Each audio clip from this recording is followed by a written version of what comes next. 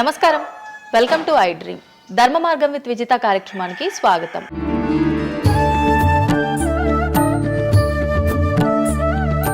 ప్రస్తుతం మనతో పాటు ఉన్నారు ప్రముఖ జ్యోతిష్యులు వేణుస్వామి గారు. ఇప్పుడు వారితో మాట్లాడి మరిన్ని విషయాలు తెలుసుకుందాం. ముఖ్యంగా మనకెన్నో సందేహాలు ఉంటూ ఉంటాయి, వాటి గురించి అడిగి తెలుసుకునే ప్రయత్నం చేద్దాం. నమస్కారం అండి. నమస్తే తల్లి. ఓం నమో వెంకటేశాయ. వెంకటాద్రి సంస్థానం బ్రహ్మాండే నాసికించిన వెంకటేశ సమోదేవో నా భూతో నా భవిష్యతి. ఇప్పటి వరకు కూడా రకరకాల విపత్తులు అయితే మనం చూసాం. గత ఉగాది మన కొత్త సంవత్సరం నుంచి కూడా ఇప్పటి వరకు చాలా విపత్తులు చూసినాం. అంటే పంచభూతాల్లో ఒక్కొక్కటి ఒక్కొక్క ప్రళయంగా, అగ్ని ద్వారా కావచ్చు, గాలి ద్వారా కావచ్చు, రకరకాలుగా. ఇప్పుడు ఈ గ్రహాల మార్పుల వల్ల ఏవో రాబోతున్నాయని, మొన్న రీసెంట్గా బ్రహ్మంగారి ఇల్లు కూలింది అని, అంటే ఎక్కడ ఏ మూలన ఏం జరిగినా కూడా దాన్ని ప్రతి ఒక్కదానికి లింక్ చేసి దానివల్ల ఏదో దుష్ప్రభావాలు రాబోతున్నాయి, దీనివల్ల ఇబ్బందులు పడబోతున్నారని చెప్తున్నారు. మరి ఈ 2026 మనమైతే ఉగాది నుంచి చూసుకుంటాం, కానీ ఆంగ్ల నూతన సంవత్సరం రాబోతోంది. దీని ద్వారా మనకు ఉగాది వరకు ఈ మధ్య కాలంలో ఎలా ఉండబోతోంది, గ్రహాలు రాశుల పరంగా చూసుకుంటే, పంచభూతాల పరంగా చూసుకుంటే, తర్వాత మనకి సంవత్సరం మారిన తర్వాత ఎలా ఉండబోతోంది. సో రాబోతున్నటువంటి సంవత్సరం పేరు కూడా చాలా చాలా చాలా కాంట్రవర్షియల్ నేమ్, పరాభవనామ సంవత్సరము. పరాభవము అంటే ఓటమి, అవమానముతో కూడిన ఓటమి అని అర్థం. పరాభవము దుర్యోధనుడికి మయసభలో జరిగినది పరాభవము. సో అలాంటి పరాభవము ఎవరికి జరుగుతుంది అంటే, ఎవరి జాతకంలోనైతే ఏలినాటి శని ఉందో, 6వ స్థానంలో శని ఉన్నాడో, 8వ స్థానంలో శని ఉన్నాడో, 12వ స్థానంలో గురువు ఉన్నాడో, వాళ్లకు ఈ సంవత్సరం సంచలనాలు ఉండబోతా ఉన్నాయి. అది మేషరాశి కావచ్చు, మీనరాశి కావచ్చు, సింహరాశి కావచ్చు. సో ఇలాంటి వారికి ఈ సంవత్సరం పెను సంచలనాలు ఉండేటువంటి అవకాశాలు ప్రస్ఫుటంగా కనిపిస్తూ ఉన్నాయి. సో ఇది ఓవరాల్గా సంవత్సర ఫలితము. ఇక 12 రాశులకు సంబంధించి ముందుగా మేషరాశి కనుక తీసుకున్నట్లయితే, మేషరాశికి ఈ సంవత్సరము ఏలినాటి శని నడుస్తూ ఉంది. సో ఏలినాటి శని ఒక పక్క గురువు బాగాలేడు, ఒక పక్క రాహు బాగాలేడు, ఒక పక్క కేతు బాగాలేడు. సో ఇలాంటి సందర్భంలో పెను సంచలనాలకు కారణభూతమయ్యేటువంటి అవకాశం ఉంది. సో విద్యార్థులకు ఉత్తీర్ణత శాతం తగ్గుతుంది, కోరుకున్న ప్లేస్మెంట్స్ రావు, వీసా రిజెక్ట్ అయ్యే అవకాశం ఉంది. ఉద్యోగస్తులకు పై అధికారుల వల్ల సమస్యలు ఉంటాయి, ప్రమోషన్లు ఆగిపోతాయి. సో బదిలీలు చాలా దూరంగా బదిలీలు అయ్యే అవకాశం కనిపిస్తూ ఉంది.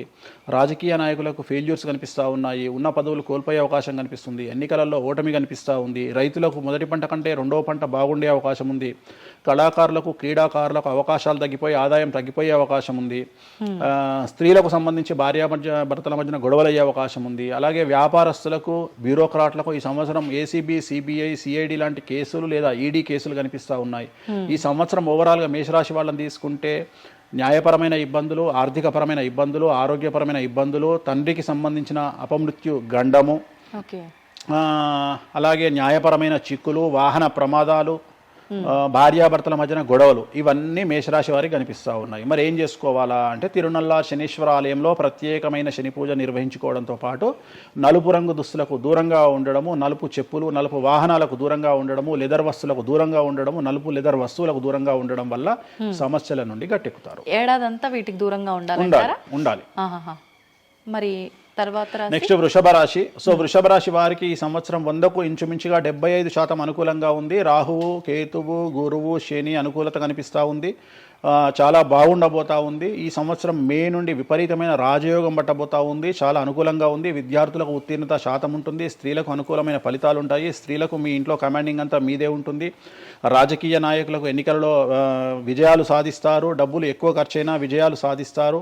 అలాగే రైతులకు 2 పంటల దిగుబడి, రాబడి బాగుంటుంది. విద్యార్థులకు కోరుకున్న ప్రదేశాల్లో సీట్లు వస్తాయి. ఉత్తీర్ణత శాతం పెరుగుతుంది.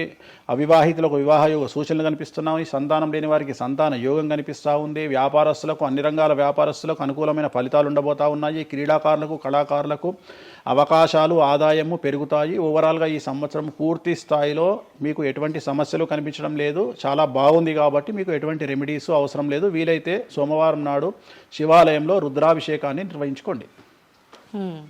సో నెక్స్ట్ మిథున రాశి. ఈ సంవత్సరం ఏదైనా రాశి 100కు 110% అనుకూలంగా ఉంది అంటే మిథున రాశి. సో గురువు, రాహువు, కేతువు అన్ని గ్రహాలు అనుకూలంగా ఉన్నాయి. పట్టిందల్లా బంగారంగా ఉంటుంది. గురువు అతిచారం వల్ల మీ జాతకం చాలా బాగుండబోతా ఉంది. గత 10 సంవత్సరాల నుండి మీరు పడుతున్నటువంటి కష్టాలన్నీ తొలగిపోయే అవకాశాలు కనిపిస్తూ ఉన్నాయి.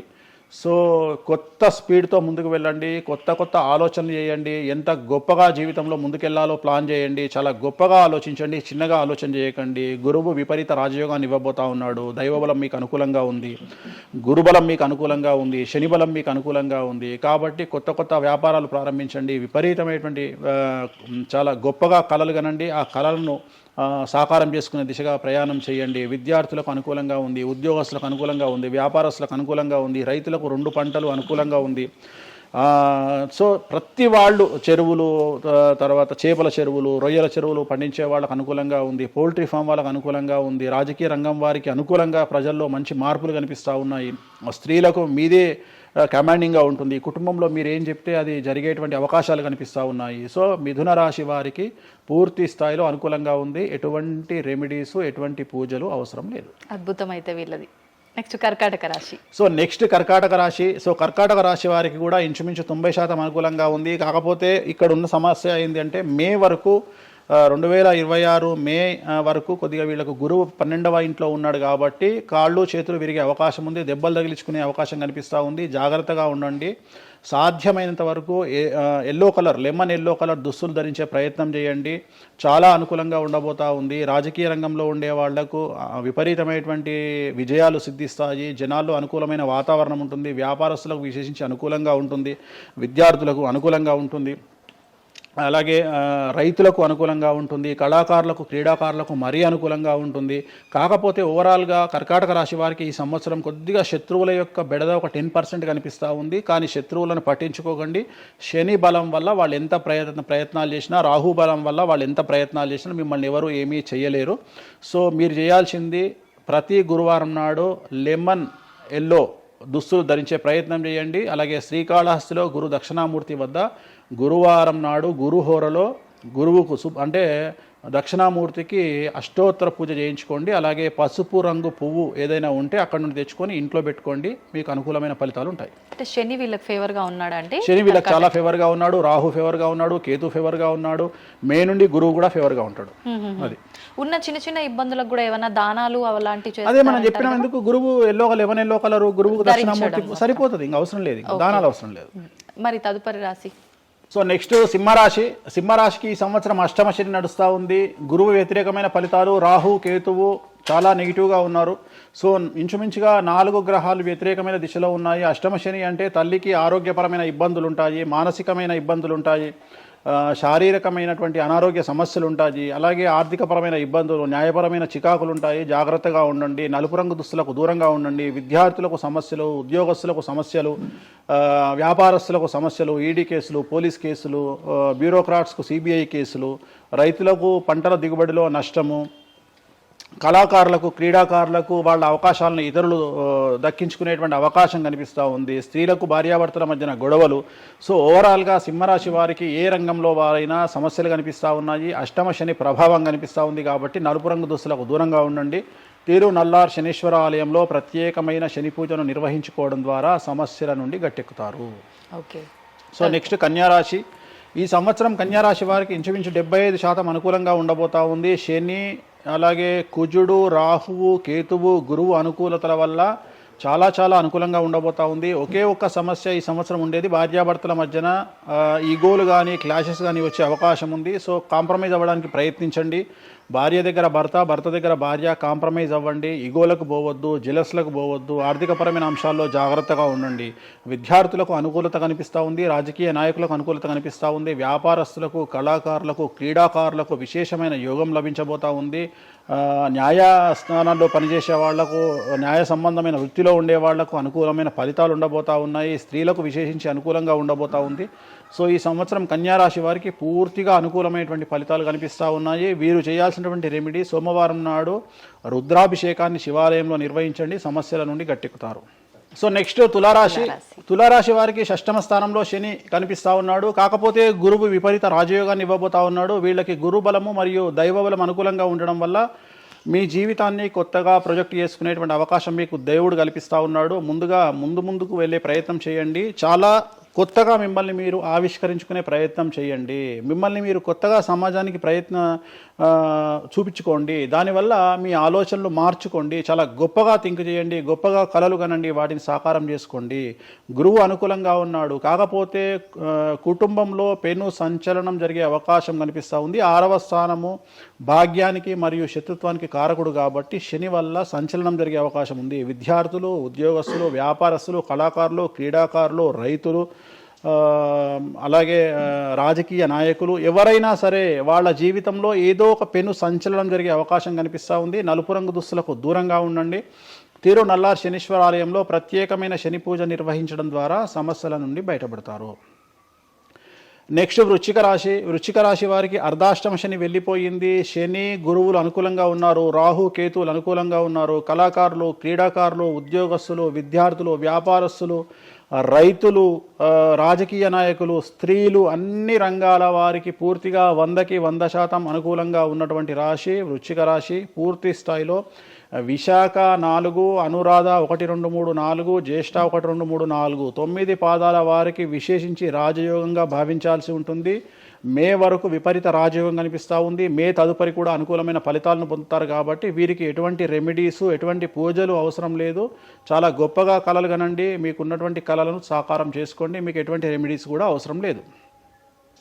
నెక్స్ట్ ధనుసు రాశి వారికి అర్ధాష్టమ శని నడుస్తూ ఉంది. అర్ధాష్టమ శని అనేటువంటిది డబ్బులను అధికంగా ఇచ్చి ఆ డబ్బుల ద్వారా సమస్యలు తెచ్చేటువంటి ఒక పరిస్థితి. అంటే డబ్బులు లేకపోతేనే సమస్యలు అంటారా? డబ్బులు ఉంటే కూడా సమస్యలు. డబ్బులు ఉన్నప్పుడు వాటిని మనం ఖర్చు చేసే విధానంలో సమస్యలు, వాటిని మనం ఎలా సమాజంలో ఖర్చు పెట్టబోతున్నామనే సమస్యలు ఏర్పడేటువంటి అవకాశం ఉంది. కాబట్టి మీరు ఇన్వెస్ట్మెంట్ చేయడంలో కానీ, అప్పులు ఇవ్వడంలో కానీ, ఎవరికైనా అప్పులు ఇవ్వడంలో కానీ, చిట్టీలు వేయడంలో కానీ, సహాయం చేయబోయేటప్పుడు కానీ జాగ్రత్తలు తీసుకోండి. ఎటువంటి పరిస్థితుల్లోనూ డబ్బులు ఎవరికి ఇవ్వవద్దు.